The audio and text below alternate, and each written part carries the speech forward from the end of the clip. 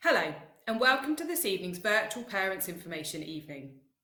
There will follow a series of videos from key members of staff with useful information for you to support your son or daughter over this academic year. Obviously, the format for today is a little bit different to usual, being virtual as opposed to in person. So if you do have any questions which arise as you're watching any of the presentations, then please enter them as comments underneath the video on YouTube. We'll receive those comments and then we will produce a frequently asked question document to answer the questions that arise, and we will share that with you over the next week or so. Thank you very much for taking the time to watch the following presentations, and I hope that you find them useful in supporting your son and daughter this year. Hello, and welcome to the Parents Information Evening for Year 9.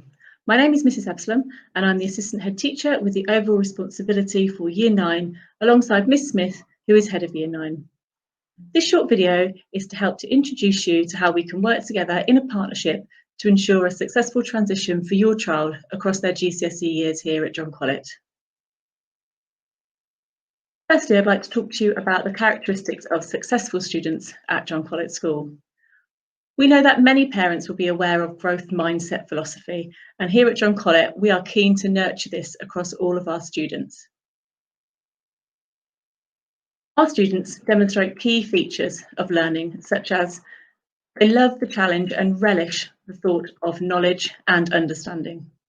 Not for exam results, but because they know that this is important in their further life development.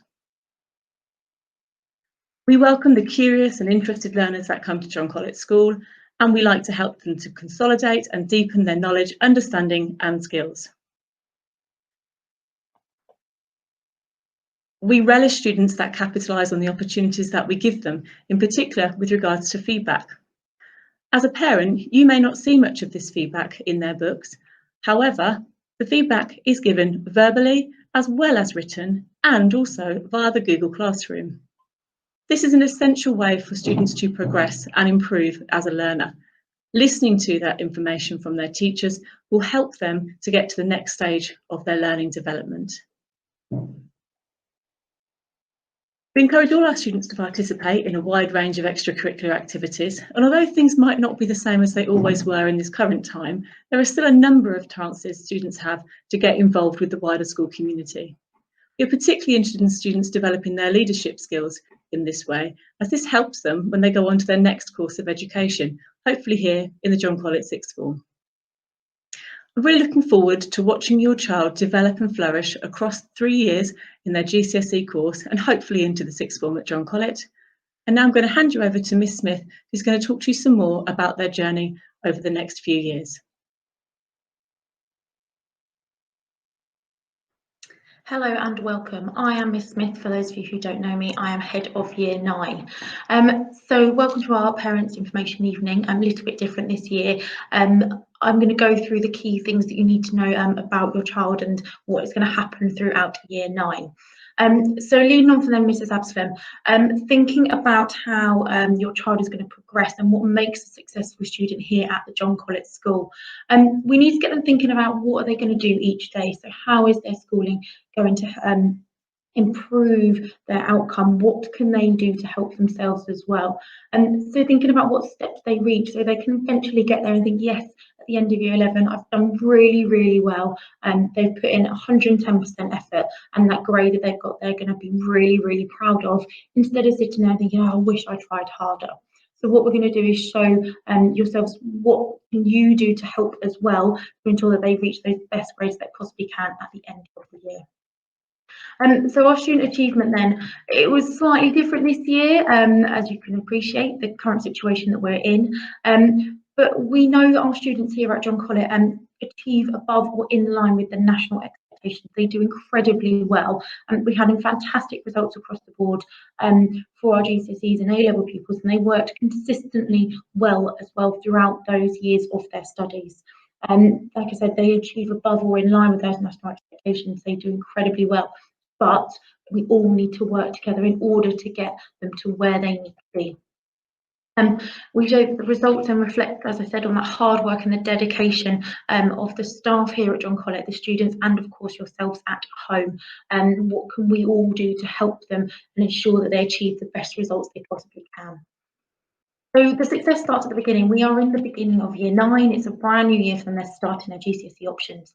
And we need to make sure that they are constantly ready, respectful and responsible. So there are 3 core principles here at John Collett School. I'm going to go through how they can be each of these 3 things as we go through the presentation. We need to make sure that they are ready to learn from day 1. So the reports that you'll receive this year will be a little bit different, so you can keep track of if they are ready, respectful and responsible. If we have a look, you have the target grades on the left-hand side. So for instance, on this report it says English language. This student in particular has got 6. It's got their likely to achieve grade as well. So if, for instance, they were to sit their exam now, what would they be likely to achieve, and their attitude to learning as well. The target grade are the aspirational targets that are given for each subject. And as it says, the likely to achieve is the one that if they were to continue making the same level of progress, this is where they would be. Now, those likely to achieve grades can fluctuate depending on how your child is doing throughout each report cycle. So they need to ensure that they are working at the absolute maximum throughout the whole time to ensure that that progress continues throughout their schooling. So if we have a look, the report looks different between the likely to achieve and their target grade. We need to ensure that they are on target, so that they're coming through and they're not too dissimilar from each other. Obviously, if they are, we will look into what interventions we can put in place, and the attitude to learning should help as well. So there should be nothing on the report that is too disconcerting from you. Again, if there's anything, for instance, like inconsistent organisation, what could we do to help that child to improve that? And hopefully, if we improve inconsistent organisation, so if we have a look at drama, how could we get that 5 up to a level 6? So, looking at our ready, respectful and responsible in year 9, what does ready mean? So arriving on time, it's really, really important that pupils are punctual, especially in this year. We're looking, like I said, we're starting our GCSEs. They don't want to be missing any time at all. If we have a look at a student then with attendance rate of just 90% is missing the equivalent of 1/2 a day every week. Okay, or that's 4 school weeks over the year. That is a lot of time, and unfortunately the GCSE contents are so vast, teachers don't have the time to recap. So if a child isn't in school, they are missing out possibly on some crucial parts of that specification. They need to have the right equipment. Okay, have they got pen, pencil, ruler, calculator, headphones if they're doing music, whatever it might be? Have they got the correct equipment ready for the day ahead? Coming into lessons with that correct attitude to learning. Now, they've done fantastic for the past week, and as a year group, I'm very, very proud of them. They've got exceptional attitude to learning at the moment. We need to ensure that they continue that throughout the year. And again, having that correct uniform, they don't want that hanging over them. They've missed a blazer, they've not got the right PE kit, again, whatever it might be, but given that one less concern, they are ready for the day ahead. Respectful then. Everyone has a right to education. Please ensure that your child, and I'm sure you are, is respectful. They know this. I've spoken to them about it individually as a year group, and the majority of our pupils, as I said, are really respectful, which is fantastic. Again, there's no time for that distraction. They have a lot of content to cover in these new GCSE specifications. They don't have time to sit there to have a conversation with their friend, to forget equipment, the rustle and bustle, becoming late into the class. They need to ensure that they are being respectful. Okay, every single member of the John Collett community deserves respect. Teachers, support staff, pupils themselves, yourself as parents. Okay, they need to ensure that they are respectful and ready to learn. And finally, being responsible. Okay, so they're owning their own learning. Okay, they're taking responsibility. And there's a variety of different opportunities that we offer here. Yes, it might be slightly different this year, but there are still lots of things that pupils can be part of. Going the extra mile with their revision, okay, doing their best. As long as every child in the year group does their best, they will succeed. Okay, they need to be responsible. They need to ensure that they are doing those extra things around their subject in order to achieve. So how can you then at home support your child with all of this? So again, having those consistent messages between home and school, so that ready, respectful, responsible. There are core values here. If you can incorporate that in the home as well, that'd be absolutely fantastic. we can work together into partnership to enable your child's success, to ensure that by the time they get to the end of year 11, they've got those grades that they deserve, and they're not sitting there disappointed that they haven't tried their best. Giving them some tools to succeed. So again, practicing our 3 R's at home, making sure that they've got everything they need for revision. If there are any issues, please get in contact with your child's form tutor and they'll be able to help sort out anything. If they can't, they can pass it to me and we can ensure that your child has everything they need in order to succeed. Revision techniques, ensuring that you're helping them if they're stuck. If again you need any help, please get in contact with us, and making sure they are revising. Sometimes it seems like we nag them, and I know some teachers feel we do at school here, but making sure they are doing all of that work and they are revising if and when they have exams. If not, it's very good practice. If they don't have any homework, if they've got nothing else on, go back through their notes, anything extra they can add to them, and ensuring they're getting into that revision habit. This will make their life a lot easier by the time they get to year 11, if that becomes part of their daily routine. So outside the classroom then, homework is not an optional extra, okay, they have to do it. It's very, very important, and it consolidates and extends, and again, given the content, ensures that they know everything they need to from that lesson and ready for when they do sit an exam. They must complete homework by a deadline. We're not saying that all your child must do is homework, homework, homework. We appreciate and we want them to be well-rounded young adults. We want them to do extracurricular activities, and it's very, very important. But they need to ensure that they have a healthy balance of the two. And actually, it's a good quality for them to be able to manage their time so that they can do extracurricular and homework alongside each other. And we offer support in schools. Should your child be struggling, they're welcome to contact their teacher. They can then help them with that as well. All homework now is set on Google Classroom. Those of you who were on your child's Google Classroom from during lockdown, when you were checking, you have all been carried over onto their new Google Classrooms. If you haven't and you require access to this, please can you email your child's form tutor, and they will then be able to pop you on their Google Classrooms. You only need to be added once, so you don't need to worry about contacting all their different teachers. You email their form tutor, they can do that for you, and then you'll be on and you'll get those notifications. The student wellbeing, then, it's really, really important that students do have wellbeing, and great wellbeing, and they're able to do what they need to within their lessons, but they need to ensure they're in the right space to do that. For whatever reason, if they're not, and if they're struggling, if they're finding things a bit stressful, stress is normal, and it's a good process for a child to go through. However, when it becomes encompassing and too much for them to handle, then please let us know. There's a link on the slides that will be on the website that takes you to the right section of the website with all the different support strategies we have. Again, please contact your child's form tutor. They can help as well, and just let us know. And if we need to keep a closer eye on them, then obviously we can. For attendance then, it's really, really important that all pupils are in school for as much time as they possibly can be. Sometimes we think, actually, my child's attendance is about 90%, so they're only missing 10% of school. I think that's pretty good. I'm quite happy with that. But actually, as I've said previously, it's 1 half-day every week is what they are missing, which includes the approximately 100 lessons a year they are missing. Now, that is a lot of lessons when you put it into kind of that context, and actually 90% attendance, it isn't good, and it's not enough. Okay, missing 100 lessons a year, that's 100 hours of content that a child has missed out on, especially, as I've said, the importance of how much they need to learn for these GCSEs. Okay, we appreciate there might be things, for instance, like appointments that you can't rearrange. However, if you can get them towards the end or the beginning of the day so they don't have to miss a whole morning, that would be fantastic. So if we have a look, 1 in 5 students miss 17 days a year. That's about 85 lessons, and they on average drop at least 1 GCSE grade. So by your child missing 85 lessons, okay, they can drop that 1 GCSE grade, which could be the difference between coming here for their A-levels and getting those subjects that they want, to go into college, to their apprenticeship, whatever it might be.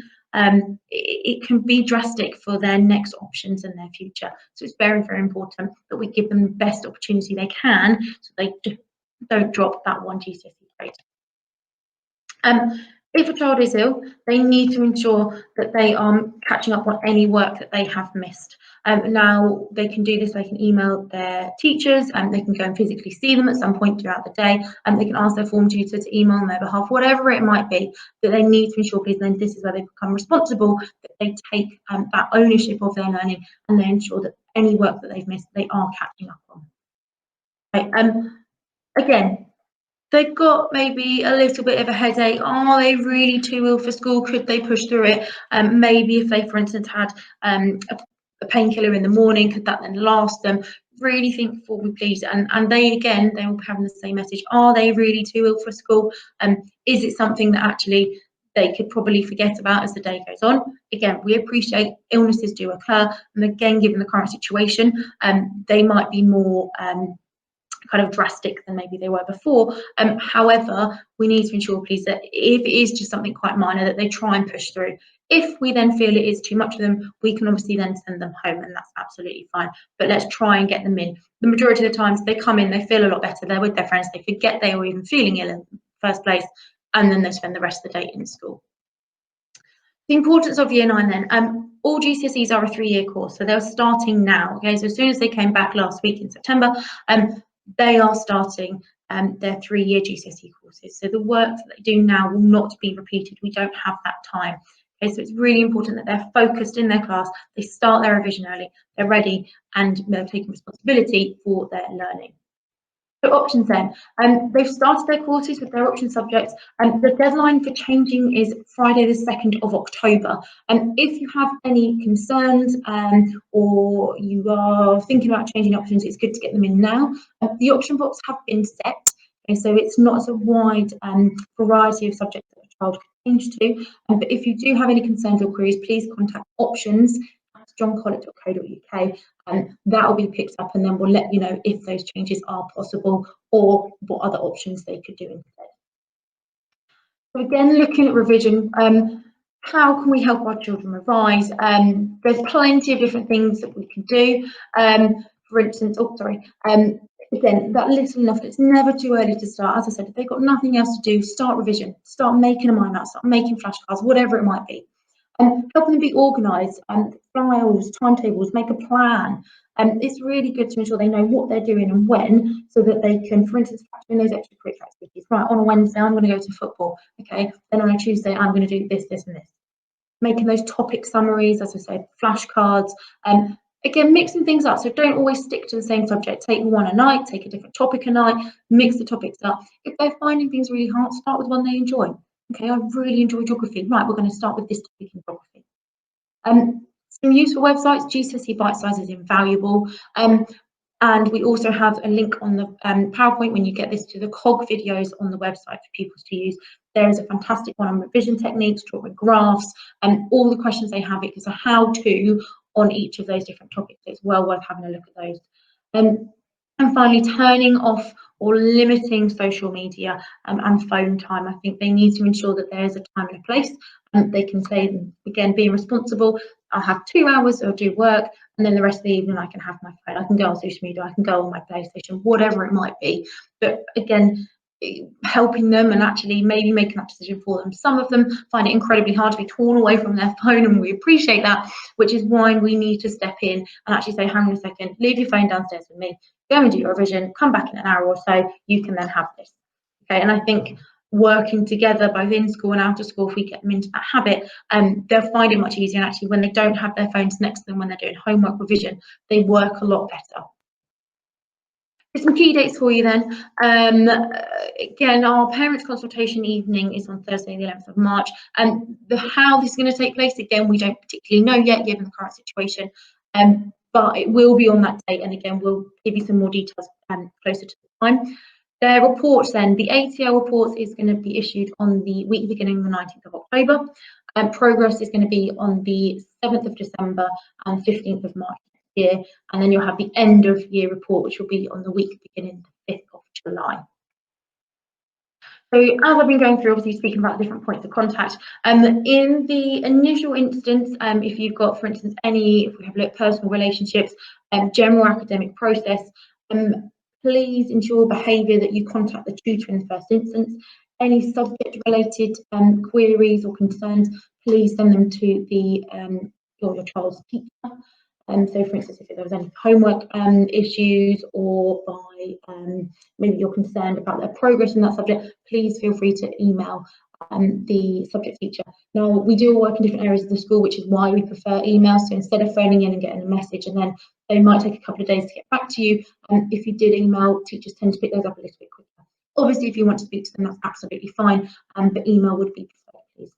So again, with the form tutor, again, you can email them, or if you call the office, they can reply back to you. Again, as I said, emails tend to be a much quicker way of responding to parents. If you're worried and you'd like an immediate kind of response, it takes is a quicker time period that they can probably get back to you. Requesting for absence then is to call the school office, and then we can pass you a leave of absence form. Travelling to and from school, again, we don't, unfortunately, we don't facilitate this for pupils, so you need to contact Bucks County Council for that. Any sanctions as well. Now, when you get these slips home, it will say the teacher that it's from. Again, if you could email that teacher or into the front office and they can pass it on. Sometimes when they come through to me, I don't know, I wasn't there. It's much easier. I end up passing it on your behalf. If you could email that teacher directly. So again, any subject concerns, speak with the teacher first. Any pastoral concerns, speak to the form tutor first. They can then always pass it up to me should they feel fit.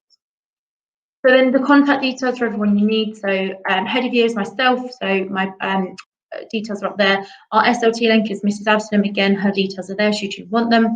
And then all of our form tutors for the year group are up on the board. 90 have Mrs. Atkinson and Mrs. Stocks. I put their days where they're the form tutor for that form up on there for you, and both their emails up there.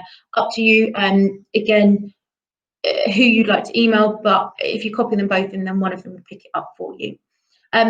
Please, as I said, make sure that if you have any concerns, you get hold of us, and we can then sort those out for you. It's very, very important that we have this fluid conversation between home and school to ensure that throughout year 9 and the rest of their schooling, that your child has the best possible support that they can to ensure that they succeed in the future. As I said, any questions, obviously you can come back to us and let me know. All the contact details here for you, and we will be sharing this presentation for you so that you can go through it at your own time should you wish. I hope you're all very well. Thank you very much for listening. Take care. Bye-bye.